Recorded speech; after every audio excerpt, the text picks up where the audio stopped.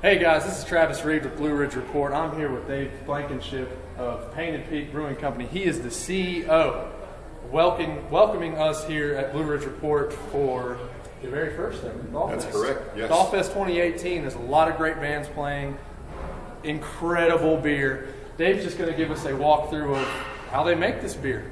Trace, take the floor, man. Thank you for the opportunity. It is the first first Thawfest. It's actually our first opportunity to serve beer out on Main Street. Really? Really the first time that I know it's been done on Main Street, Tazewell. So kind of a groundbreaking event for us all the way around.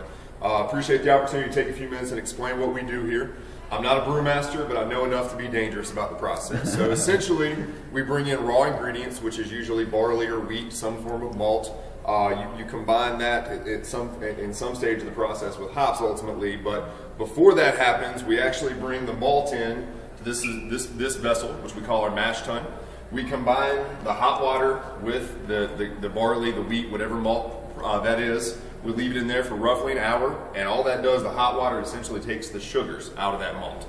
We take that hot water and sugar combination, which they call wort, we bring it over here to the boil kettle. The spent grains are left. Those go out to a farmer, a cattle farmer, a pig farmer, maybe even a deer farmer on occasion.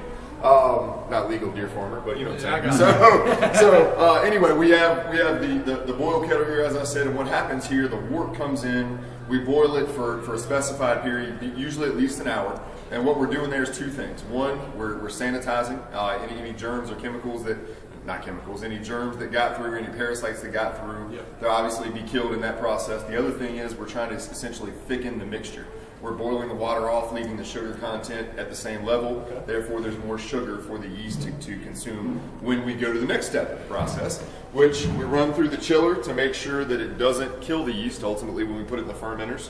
Goes into our vessels here. These are 3-barrel vessels, and a barrel is essentially 2 kegs. Look at it that way. If you've been to a field party or a tailgate, that's called a half-barrel keg that you're looking at. It's 15 gallons, 15 and a half gallons to be exact, so 1 barrel is 31 gallons.